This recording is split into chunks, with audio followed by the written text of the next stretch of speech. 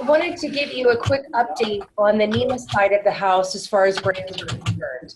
I'm the preparedness section manager, and as many of you know me, I help manage the grants for many years. I'm still the grant manager. However, in transition with some of my other duties I do here at the agency, I'm giving more direction, more control over to Julie Mayers to do more of the day-to-day management of the grant. So as we go through this, if you have questions, concerns, anything, please direct them to Julie.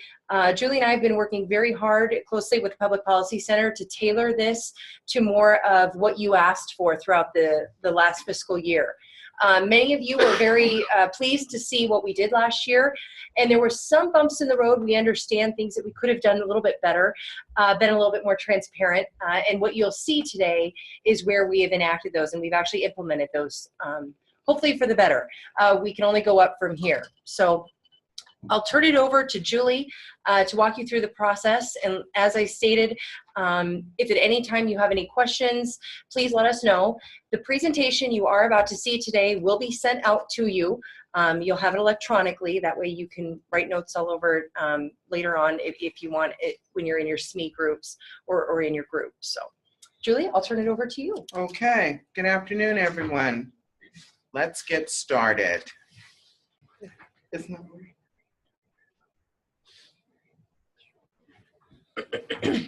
Okay, this is the information that we're going to cover today. The grant basics, what's your part in the process, the timeline, and going through the process. So, here we go.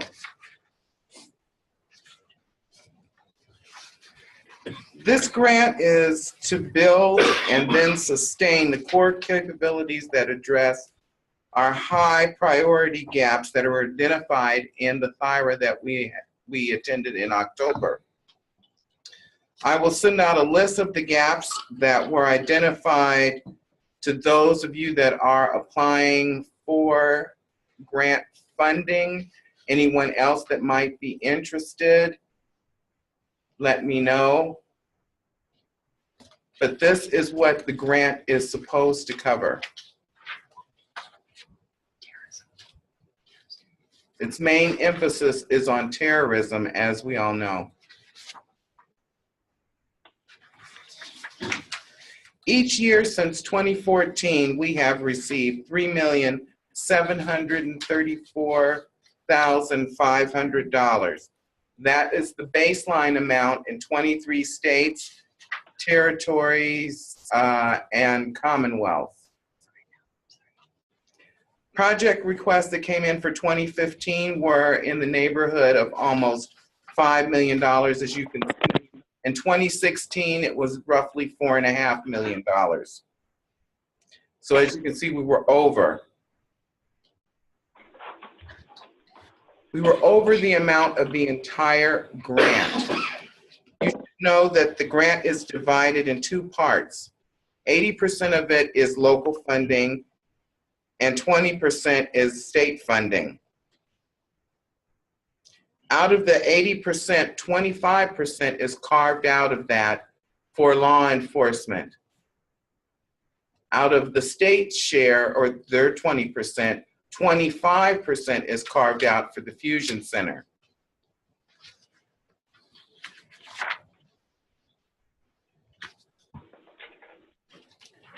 Subject matter experts.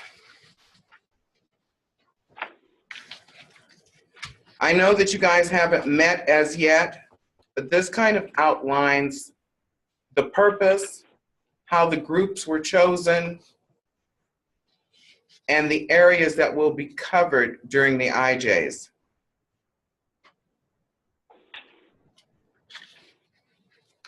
We will be meeting later. Like I said, I know you haven't met yet, to accommodate a lot of you because face-to-face just isn't possible all the time. We're going to have more webinar kind of meetings. So that way we can get the most amount of participation. And again, this year, the Public Policy Center will be facilitating these meetings and will also get with you to do the process flow within your subject matter expert group.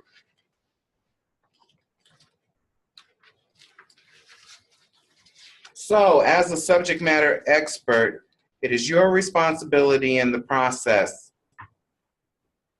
to be sure that the projects align with the national priorities and the state priorities.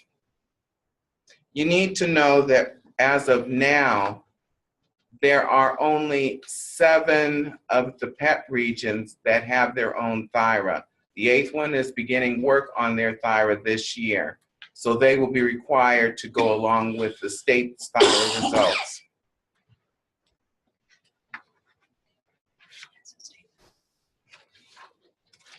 The Homeland Security Policy Group and Senior Advisory Council are our way of making everything transparent. It is them that will make the decisions on how all of the grant funding will be spent. The flow is from the subject matter expert groups to the state, to the Senior Advisory Council, to the Homeland Security Policy Group in conjunction with the Lieutenant Governor. Their portion of this is to be sure that all the projects are feasible and effective at reducing the risks for which they were designed and can be completed within 3 years.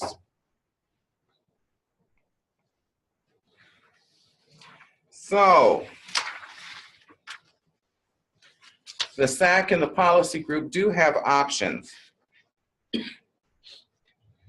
They can decide to fund now and balance the budget. They can have the subrecipients wait until the end of the grant cycle and request again, or they can decide that it won't be funded at all. The decisions that are made in those 2 groups will define how the grant will proceed over the period of performance.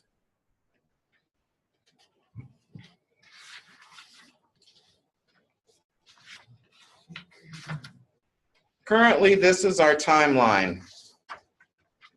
We were notified by the feds roughly about the 15th of this month, letting us know that they are still operating under a continuing resolution. That resolution stays in effect until April the 17th. Ergo, there is no federal budget at this point. They are anticipating that we will still get a full year of appropriations. However, they don't have the grant guidance out for any of the grants at this point, because that can't happen without money in the bank, so to speak. The notification was to let us know that we are to continue and to use the 2016 as our guidance at this point. So all of you that are out there and you have the project paperwork that I sent you, this is what we do our projects on now, the 1-pager. Again, a very good idea from last year. Keep working on those. You can see that they'll be due roughly around the end of February, and we can start going through the process. But I advise you, and some groups I've already worked with, you are to write SMART projects. This is really like applying for a separate grant from the feds directly yourself at this point.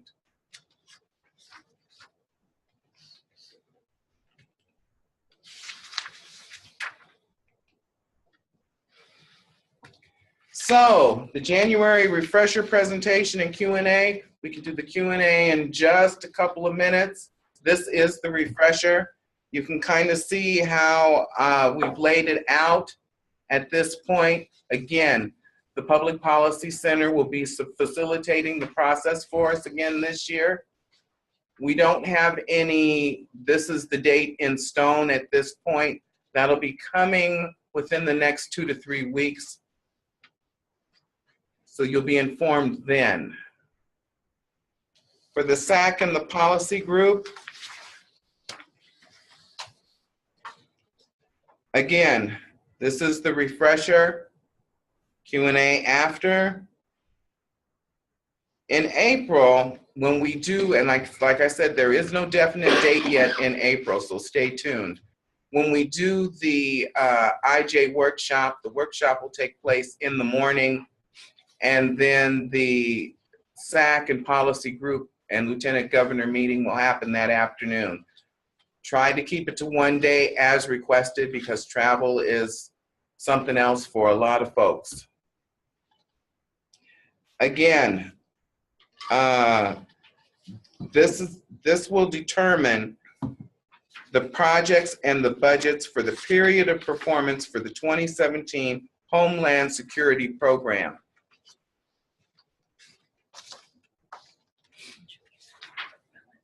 Any questions?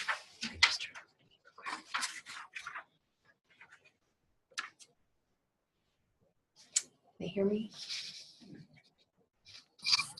Okay. Hello, everyone. This is Nikki Weber again.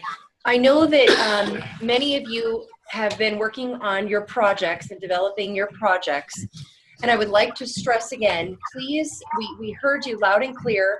Many of you, the project work plans that we submitted in the past 8 years that we've been doing this, they've been lengthy. They've been multiple pages where you have to do lots of drop downs and a lot of narrative, that kind of thing. Julie worked her tail off, got it down to one page, one quick summary that people can look at. But what I want to remind you folks is there is an element on that sheet where you, as the writer of the proposal, check which box that you want this project to be viewed under, meaning which subject matter expert group is going to be reviewing it. If it is a communications-based project, you're going to check that box. Now, if it is not checked and they get to Julie and they're not checked, then it will be up to NEMA to determine which lane that goes in, which subject matter expert group will be reviewing that project. And then we will let you know which one it has been submitted under. Now, we have already had 2 regions that have reached out to Julie and I about some projects. They're almost done writing them. They just didn't know which subject matter expert group it best fell under. And we help walk them through that. So please don't be shy. Please reach out to us, let us know. I know there was a little hiccup last year with a couple projects that got submitted under some SME groups. Working not to have that happen again this year. So we want to be as transparent as we can. And if you should have any questions, please get a hold of Julie and we can sure make a recommendation to you on where that ends up. Any questions? Any comments? Any concerns? You know where the subject matter expert meeting will be held at this time? Again, we're looking at doing it web-based. The reason being He's asking when. It's coming, but I don't know exactly when it's going to be. The first meetings, I think, are going to start around March, but it is web-based to accommodate those individuals that can't make a face-to-face meeting. Did I answer your question? I just wondered if you had a location for those that are coming. No location. Right. Okay, well, at this point, no, we don't have a definite location, but then it'll depend on which SME group, and that'll be determined, like I said, with those dates set in stone within the next 2 to 3 weeks. Thank you, Julie. Okay. Julie, I got a question. Will we get copies of those pages into our individual groups? Yes. Thank you. Drop me a quick email, Dean, so that I can remember to get it to you. Anybody who wants any information extra that Dean was asking about, just drop me a quick one-liner so I don't forget to send whatever I need to send to you.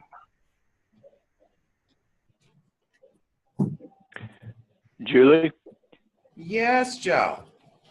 The senior advisory council will meet in April to make their recommendations or final recommendations? Is Yes. that correct?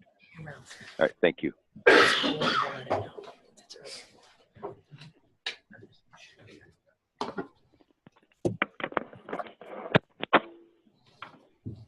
Any other questions? Any concerns?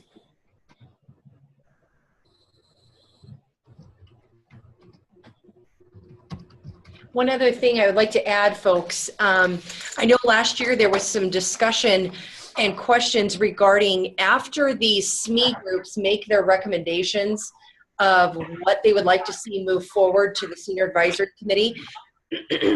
There was some talk, can the SME group see after the Senior Advisory Committee makes their final recommendations that go to the policy group? Last year we did that kind of last minute. That wasn't originally planned that way, but it was certainly a great suggestion. We've implemented this year. So if you look on the timeline that Julie put out, instituted in the program, we've actually, in an effort to be even more transparent, after the Senior Advisory Committee meets and decides on their final recommendations that they're going to submit to the policy group for final, that's going to be another opportunity for the SME groups to then see what either didn't make the cut or that kind of thing. So that way, more transparent. And as you remember, we didn't do that last year.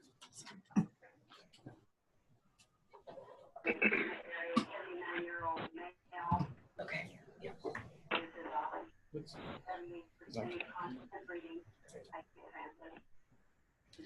All right, everyone, since I don't hear any more questions. Oh, when are the projects due? Is that one of them? Projects are due in February. Oh. Wait a minute, I'm seeing text messages here.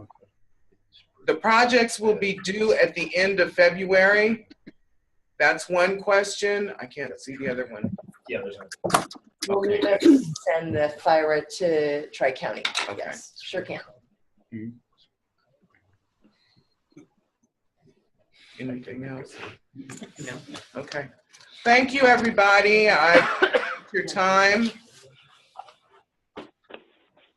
Stay safe today. Stay warm. Bye-bye. Thank you. Thank you.